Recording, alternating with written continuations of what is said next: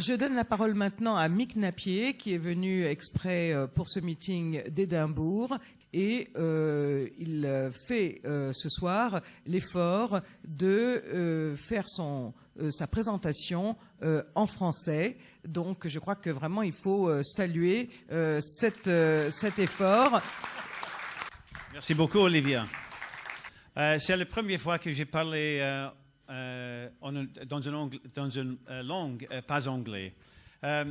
Mais c'est très important d'être ici ce soir parce que c'est un honneur d'être à côté de ces accusés ici. C'est absurde d'être accusé de racisme pour lutter contre un État comme Israël, raciste et apartheid et coupable de génocide.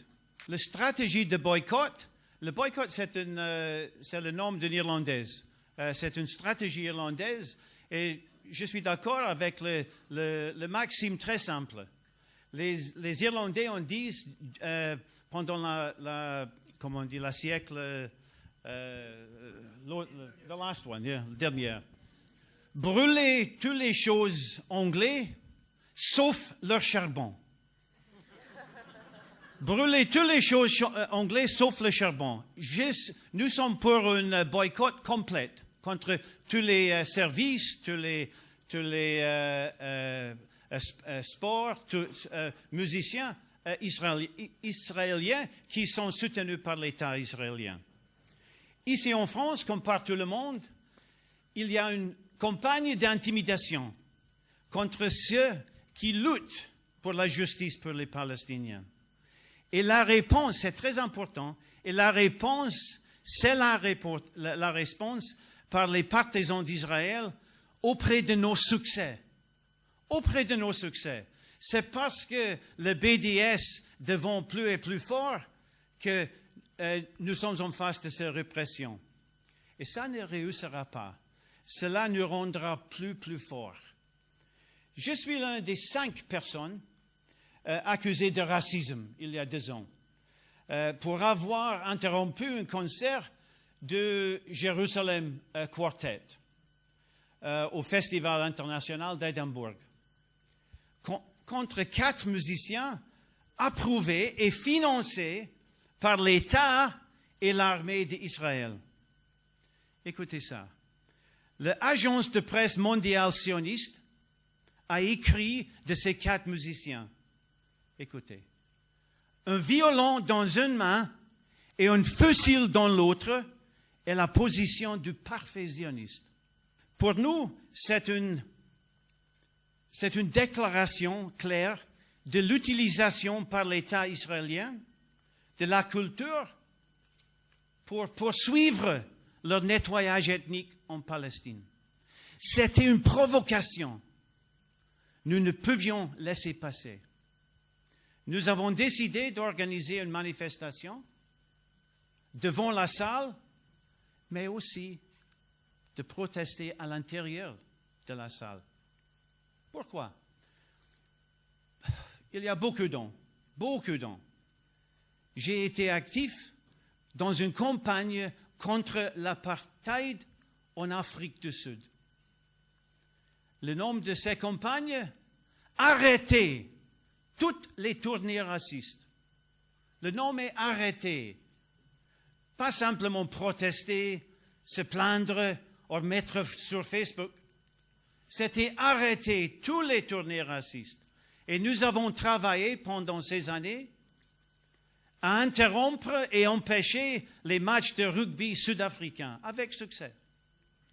Et je suis heureux, très heureux, que nous l'avons fait. Et nous devons faire la même chose, avec la forme bien pire de l'apartheid imposée au peuple de Palestine. Après la proteste, nous sommes, comme on dit, comme ça, plusieurs heures aux prisons. C'est pas beaucoup, c'est normal. Et plus tard, pour les Palestiniens, c'est année, c'est une vie aux prisons. Pour nous, c'est presque rien. Dans notre procès devant le tribunal, le procureur a modifié les accusations contre nous Et c'est significant. Après une conférence à Londres, en février 2009, alors que le peuple de Gaza était encore en deuil, cette conférence, un sommet mondial sur la lutte contre l'antisémitisme. Ce n'est pas une coïncidence. Il y a un homme qui s'appelle Natan Sharansky. Il a un chien. Il a été parmi les participants israéliens. Il applaudit dénonciations répétées de ce qu'on appelle extrémisme. Il est très fort contre l'extrémisme, Natan Sharansky, et tous les autres en ces conférences. Mais Sharansky est un ex-ministre qui avait critiqué Ariel Sharon comme trop modéré. Trop modéré. C'est une conférence bizarre. Cette conférence a décidé que le BDS est raciste. Elle est la raciste, je suis raciste, vous êtes tous racistes. C'est absurde. Quelques jours plus tard, le Premier ministre britannique, Gordon Brown, a officiellement signé cette déclaration par le Royaume-Uni. Et je pense aussi que le gouvernement français est là aussi. Vous pouvez trouver. Dans le procès, je suis d'abord été, et nous sommes tous 5 d'abord accusés, d'avoir crié des slogans anti-juifs contre les juifs pendant le concert.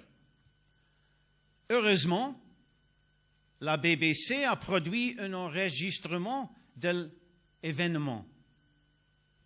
Pas de mots juifs, qui prouvait que c'était faux, totalement faux. Mais ils ont fait l'attentat. Finalement, les charges contre nous 5 ont été rejetées. Le juge a indiqué que nos commentaires ont été clairement dirigés contre l'État d'Israël et l'armée meurtrière israélienne. Et le juge a souligné que l'État n'est pas une personne. Après 22 audiences devant le tribunal, 22, vous voyez que vous n'êtes pas au bout de vos peines ici, 22, il y avait des, comment on dit en français, dans la salle, lorsque l'accusation, le procurateur, a dit devant le tribunal, le juge a fait comme ça, que ces mots sont racistes. Écoutez bien, ces mots sont racistes. Si je dis dans la rue, fin du siège de Gaza, fin à génocide à Gaza, ces mots sont racistes. Le juge a fait un petit rire. Le juge a ridiculisé les accusations. Mais la pression pour ces prosécutions vient de Gordon Brown, de cette conférence. Le juge a ridiculisé ces accusations contre nous en disant que les gens dans les manifs publics pour protester contre les crimes israéliens, et nous ne parlons pas d'une paix anonyme, il a dit les crimes israéliens, seraient incapables de nommer ces États parce que nous avions peur d'être accusés de racisme. Et il a dit aux journalistes, nos pancartes devraient donc être, si nous étions condamnés, la première fois que nous marchions dans la rue, les pancartes devraient dire « Stop au génocide dans un pays non spécifié du Moyen-Orient ». Boycott d'un État non spécifié au Moyen-Orient. Ce n'est pas mes mots, c'est le mot du juge. C'est absurde. Mais quand j'ai écouté, quand j'ai senti, comme personne m'a dit, que nous sommes accusés de racisme, j'étais très heureux. Très heureux. J'ai fait comme ça, papa. Parce que ils ont signé leur défaite. C'est une grave erreur. C'est impossible de vaincre avec cette absurde allégation. Et si nous n'avions pas gagné à Édimbourg, nous aurions continué la lutte jusqu'à la victoire. Et nous n'avons jamais douté de celle-ci. Jamais.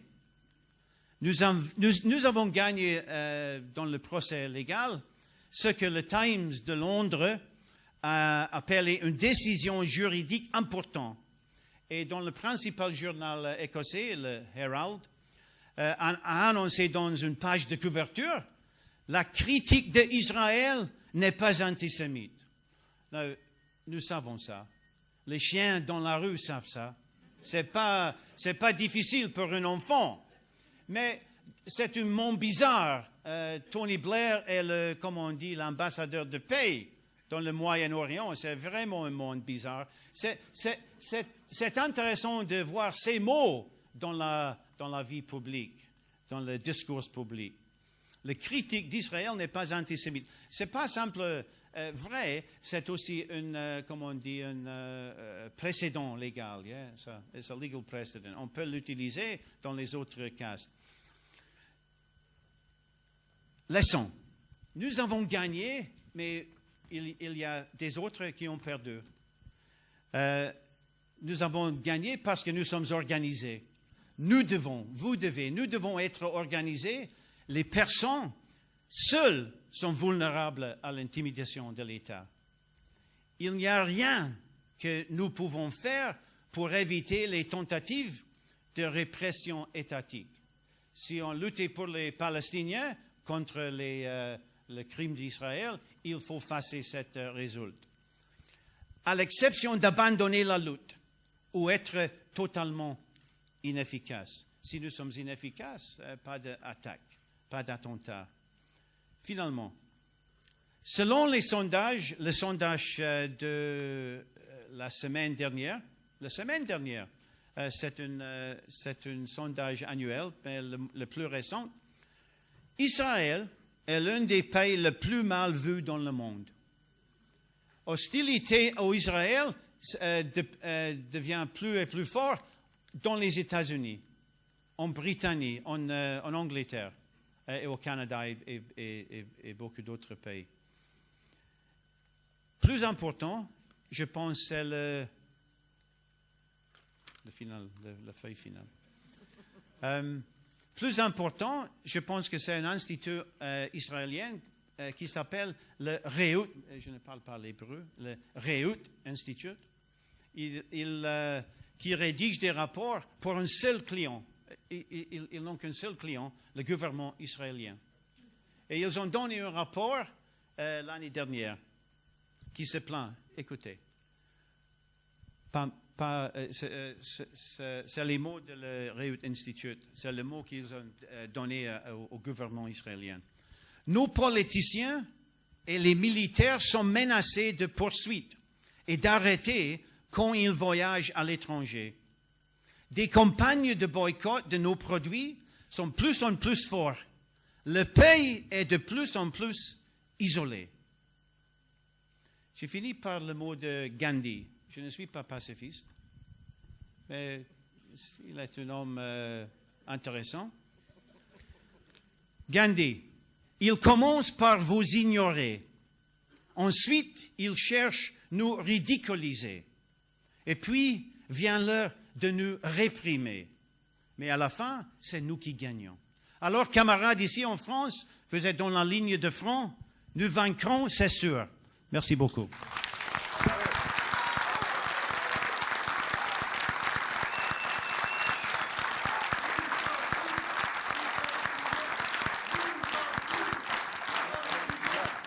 Nous